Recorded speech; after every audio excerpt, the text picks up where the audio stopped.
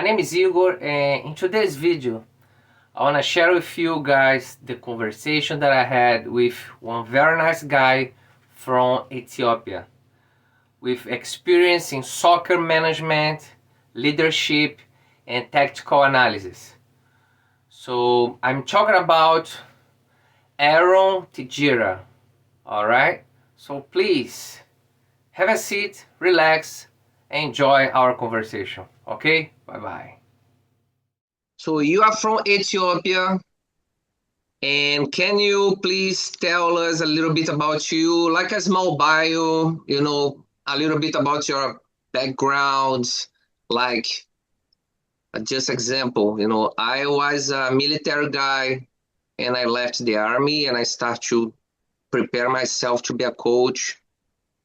And today I'm a soccer coach, all these things. So can you tell us a little bit about your background, your experience, and what you have been going through for today? We are here talking by LinkedIn, please. Mhm. So, how it started is from me dropping out of university, and most of it comes came from me trying to play. So, after dropping out of university for a little over, maybe close to 2 years, I was trying to play. I was trying to find tryouts in the just outside of my country, so I can have a good platform to show myself. But it was kind of too late because at that time I was almost 20, 21 years old, so I was not physically ready. There is a lot of development to be made, but in a short amount of time. I did my best, but it didn't work out. But all that experience, I had contacts with clubs abroad, and they were uh, people genuinely trying to help me out. So, for example, there was this it's called Football Talents Tube, and then they keep posting your videos. They keep giving you trainings like you need to do and stuff like that. So that gave me some sort of idea on what to work on, and so me working on myself, it kind of started attracting few players from my team, and those players started working with me as a player, them as a player, and few months in, I started coaching, and I kind of stopped trying for my own, and I was thinking like, why not work on these players? And most of them are my friends, so they kind of had to go through it, and they were open to it as well. So they were my friends, but I worked with those players for the first time, and it was quite the experience. I had no experience, but they kind of stuck with me, and that is how I started coaching. Uh, so the idea at that point was to host a trials like in Ethiopia, and so we host event and players coming in, and we observe players and send them out to try out outside of Ethiopia. So right, like the same way I wanted to do it. So that was my vision going into coaching, like for the first few years. And I actually tried to host like what would have been one of the biggest tryout events, but it didn't go through due to financial issues, visa issues, because it is. I tried to send them to Costa Rica and for a club to see them in Costa Rica, so that was a bit challenging. But uh, during that process, something very important happened. I was trying to get my license for my club, and I was proposing the idea to the regional federation. So the regional federation said, like, you have a lot of potential. There is something new here, and we want to kind of work with you, and like we want you in our team. So uh, I had no experience in football, so I Yeah. really need an experience. Like those people that have been there for quite some time in the business. So like I'm gonna connect with some people. I was very excited, and I met some people. They recommended me to a club. I keep working on that project for the regional federation, Yeah. and I kept developing myself in that project. And uh, eventually, I went to the one of the biggest clubs in the country, Ethiopian Coffee. So that is how it all started. It's kind of interesting for me, special. I had to be a little bit lucky. Maybe my mom's prayer is working, but yeah, it's yeah quite a journey to be honest. Okay. Understand. Interesting. It's not the usual way that people start to coaching. Like, as you said, you start to coach yourself or you start to do some extra, Hmm. for yourself, but all of a sudden can I join you? And then can I join you? Can I join you? And then when right, you start to have people that, you almost create a team, right? It's interesting. That's good. Um, can you, I had before experience studying with and working with coaches from Nigeria, South Africa, uh, Congo, Angola, Mozambique, and I believe 100% Africa has the raw material like we have in South America. The raw material is there, no question about it. But you are from, actually, I did a course with one guy from Ethiopia, and but I lost his contact. So, what do you see in your country? Like, this is not good. We have to improve this to produce, or not to produce, because you produce good players. You have good players all over the Africa. To work on them better, to become a high level, because one thing is you have good players when they are 10, 11, 12. So you see the talent. But between the talent and a world class soccer player or world class football player, you have some gap, you have something you have to work on, like a factory, right? So, what do you see with your experience? What do you see that you could do in Ethiopia to help to transform the raw material that you have in a world class football player? This transition. How what do you think you can give as an opinion or change anything like this, please? Yeah, so the gap I would say is the way the players are developed. Most of the players, almost I can say 90% of the players, they go through the system with their own strategy, their own fight, their own method. So you cannot say like this player went through this, I don't know, like academy. They I mean, if you see to the like watch the Netherlands, they have like I have their own philosophy, the way they work. uh, Spain, whatever, like each country have their own kind of system and the way they mold their own players.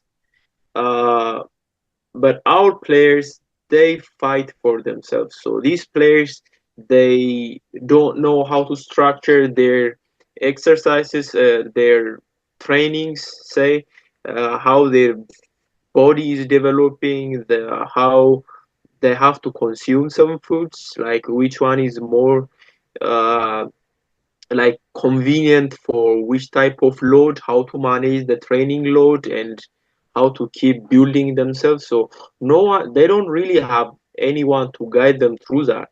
and there is kind of a knowledge gap. And the thing is, you cannot really put the blame on the coaches either, because they don't have the proper education system to give them like new education. So nobody is teaching them about sport diet, sport nutrition. Nobody is teaching them the new trends in football. So there is a huge margin when we talk about development from the coach's perspective, the player's perspective, and Yeah. overall, even from the management perspective. So that is that. But the players are extremely talented. There are few players I still work with from the Ethiopian Premier League, and we try to have as much as in depth regimen for their exercises and for their diets. But I can definitely tell you the gap is it comes from knowledge and understanding the new trends in the sport. Okay, I understand. Thank you. Yeah. Uh, I will give you my opinion, and I would like to listen your opinion on top of that. So your reflection. I see raw material, factory, and shipment. So like it's a process. Someone take the trees, someone work on the trees, and then start to work on the woods, and then you have the furniture, and then you have the shipment because someone bought the furniture. You know what I mean? I see these three basic steps for a factory: raw material, transformation factory, and shipment. I believe not only in Ethiopia, I believe all Africa, because the players that you guys produce in Africa, you should have countries winning the World Cup already. This is something that sometimes I don't understand. Like the level of players that you produce, you should already some country, I don't know, but some country should already won the World Cup, but didn't happen yet, I believe.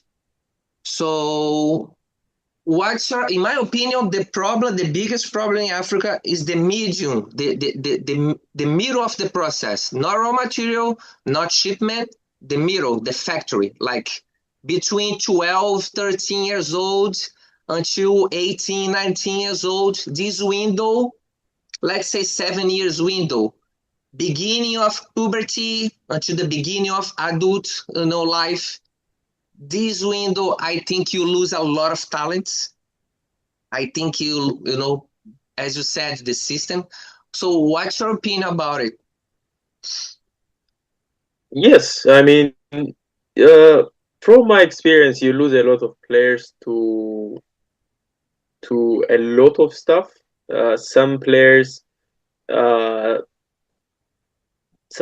they just lose interest because there is no clear pathway, and it just go. So these players, they don't even usually chase their education that like with passion. So when they are out of football, like the business and whatever, playing in the lower divisions, they're just gonna go scrap by, so like to make a living. So it's always even financially tight for these type of players, because most of the players from Ethiopia, we are from like a poor financial background. So there is a point where you have to choose between playing football and making a living, and that is quite the struggle. And some players, they give in into some use of I don't know, like uh, there are certain sort of stuff they use. I don't want to refer to as drugs, but there are some addictive stuff they use. So not as strong as what we usually know of as in US or other countries, but there are certain stuff they use. So they don't diet properly. We have already said. and then there is this financial aspect of the living, and then there is certain other stuff they go into. So we definitely lose a lot of talents in that certain age gap, as you say. So uh, as long as we don't have clear pathway Yeah, and a clear vision for these players, they're gonna doubt the system and they will doubt themselves. That like most of the young players I have met and worked with, they don't even know how talented they are. So they are almost a step away from giving up. So uh, uh, I think that's the issue for me. Like we have to give them the vision, we have to give them the pathway, but exactly. yeah, it doesn't depend on one, two people. So it Yeah, requires a whole nation working together. yeah, So yeah. yeah. Understand. Thank you, coach. Yeah. I'm from, I, I have been living here in the United States for 7 years, but I'm from Rio de Janeiro, Brazil. And I saw, you know, people that grew up with me in my area, in my community. I saw people that had huge talents, but they lost themselves among criminality, especially in this window, beginning of puberty, teenager, adolescence age, until the beginning of adult life. And I saw, friends, né? People that was with me playing soccer, doing nice stuff when you were like 8, 9, 10, 11 years old, kids, all these things. But after 14, 15, 16, they start to change their mind. They start to go to a different direction. And many of them died. So Mm. talent people, talent, teenagers for sport, we lost them. Do you have something like this in there in Ethiopia? Yeah, I mean, I wouldn't say maybe like as big, especially from with the community I was in, like maybe not too much of criminal activity, but these players, they have this urge to I mean, they're not innocent. To be honest, they're not innocent. They will do some stuff, some unnecessary stuff that doesn't develop them, of course. But like the criminals activity is not as big, so I don't see that affecting as much, especially uh, the drug industry isn't really as bad in Ethiopia, at least not at this moment. Most of these players, they are hugely affected by the financial aspect of the living. So Yeah, that is what really, really gets them. Yeah. okay, I got you. Yeah. Okay, coach.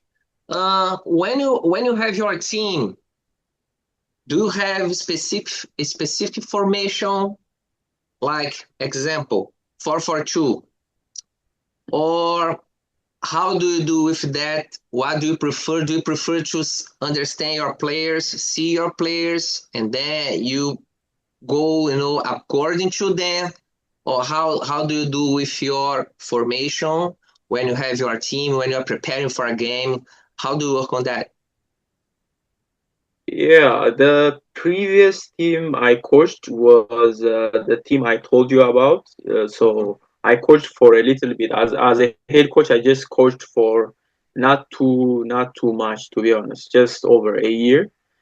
So after that, in the Premier League, I was performance analyst slash video analyst.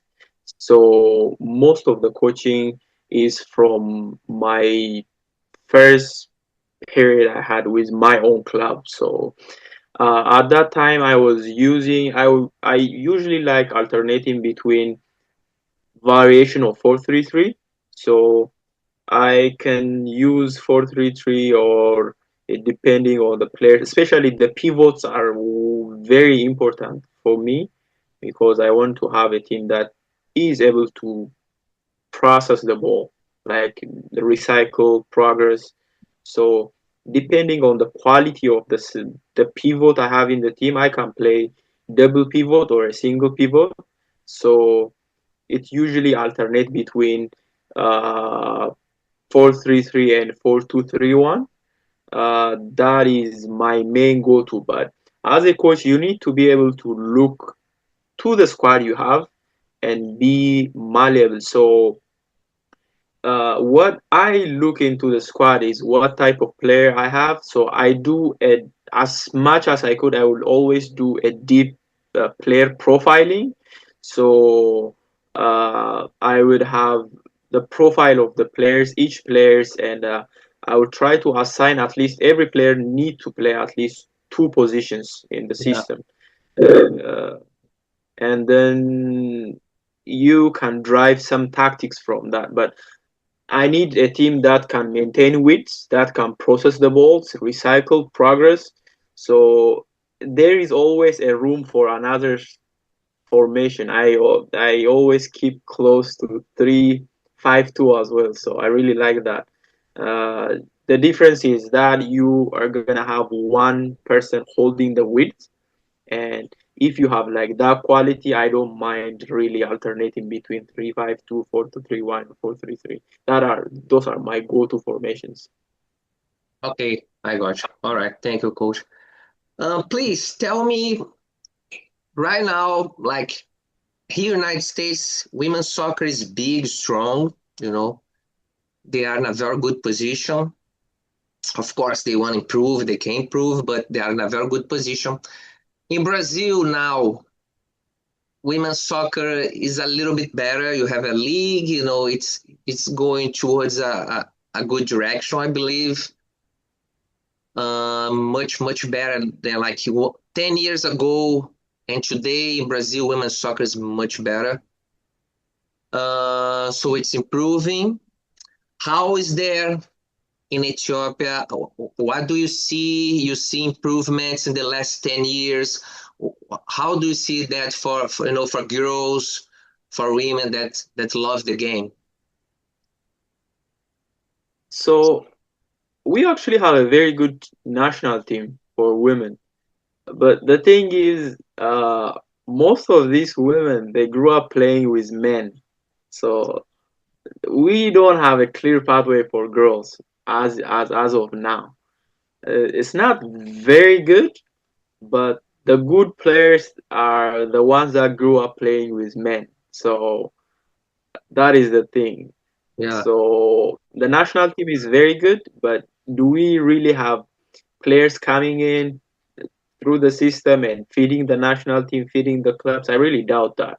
There are few academies in the country that has a boarding system, and they develop players, they graduate players every 2 years, I assume.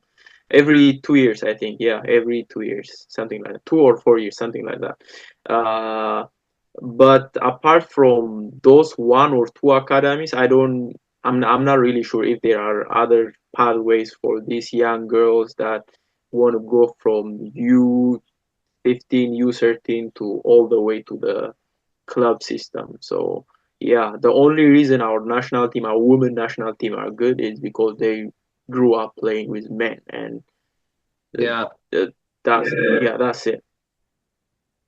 Okay, got you. Do you like in Brazil we have one problem. I believe it's getting better, but it's still a problem. You know, we don't have in our culture girls playing soccer. In Brazil, you know, girls play volleyball, basketball, handball. Handball in Brazil, especially, you know, um, until like 14, 15 years old, this window, it's big. They have all schools. We don't have in our culture the same way like for like here in the United States, it's same level. Boys and girls, it's natural. You know, they go play soccer. It's completely natural. In Brazil, it's completely natural for boys, but not for girls at the same level. We have some kind of problems on this there. volleyball, basketball, handball, but not soccer yet. Maybe I believe it's changing, but we still have this cultural problem there. Do you have something like this in Ethiopia? Yeah, yeah. So parents usually when they have girls in the house, they want them around the house, and you don't really see them going out and playing sports. As you said, it's changing in Ethiopia as well, but like uh, it's usually more admirable if girls are feminine. I mean, sports are not gonna change them anyways, but like traditional female, like feminine vibes to them, like staying at home with their mothers, going to the market, Yeah, or helping out around the house. If you go few years back, like 10, 20, 30 years ago, uh, they're not even going to school.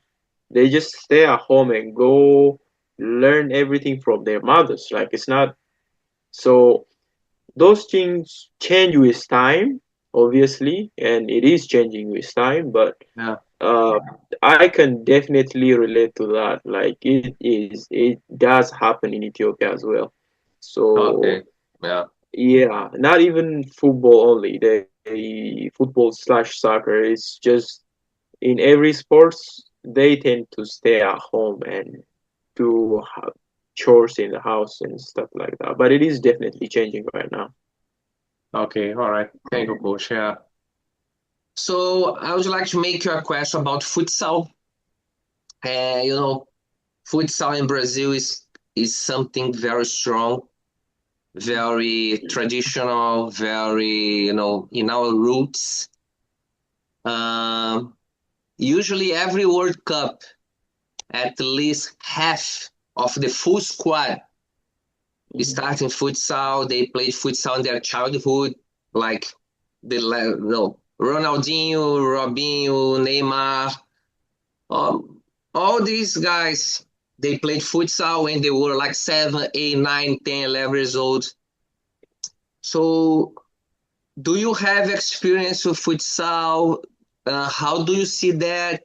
You know, how it works in Ethiopia? Do you have something like this, or maybe you don't have futsal, but you have the concept, small side games, 5v5. How how how it works for you, your culture in Ethiopia? So actually, 11v11 games are not very popular in Ethiopia. I mean, not at least uh, for casual games. 11v11s are more of a professional type situation game, so friendlies and like stuff like that. What I grew up playing is the street football, so we don't even have goals. We just put stone corners as a goals, and we play through that. And usually it's 5v5 or 6v6. So the very tight space, and we tend to play on the streets in front of our houses, and the whole neighborhood is gathered. Kids from the whole neighborhood is gathered there, and we take turns. Like loser goes out, winner comes in. Uh, uh, that is the system I really grew up playing, and it's so with development, with a lot of construction, we don't have those type of spaces now.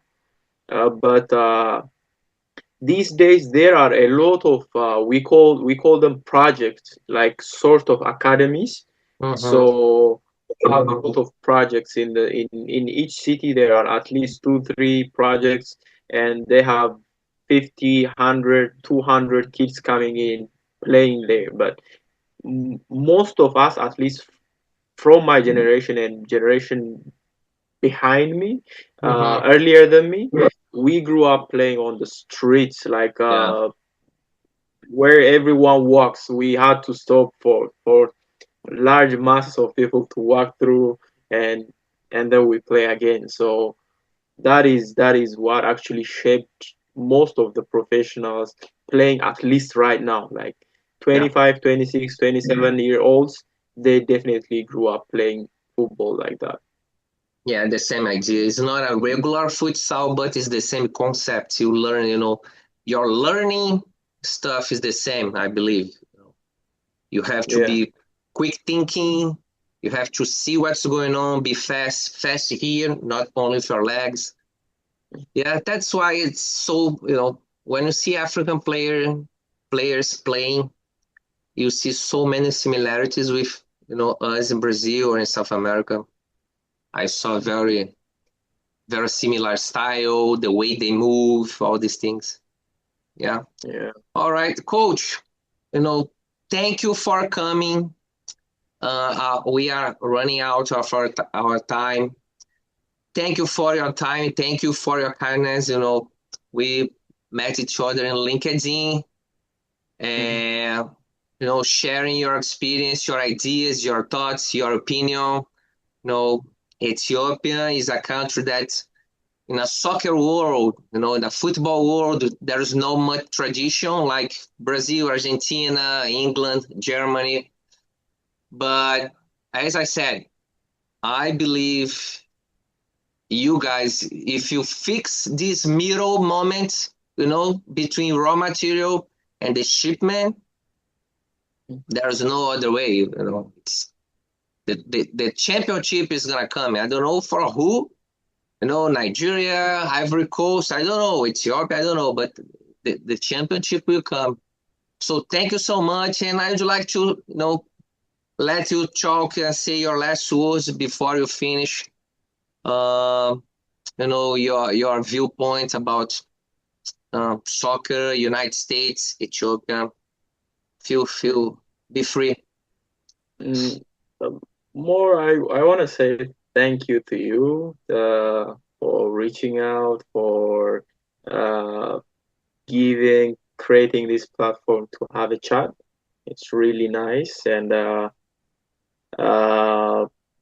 thank you. That's all to express and share my background, the way I came into the sport, what I'm doing, and to take interest in what's happening back home in Ethiopia and everything like that. So I want to thank you for taking your time and creating this platform. All right, Coach Aaron, right? Yep. All right, Coach. Thank you so much. I appreciate. I wish you a very good day. Thank you so much. All right. Thank you. Sam. Goodbye.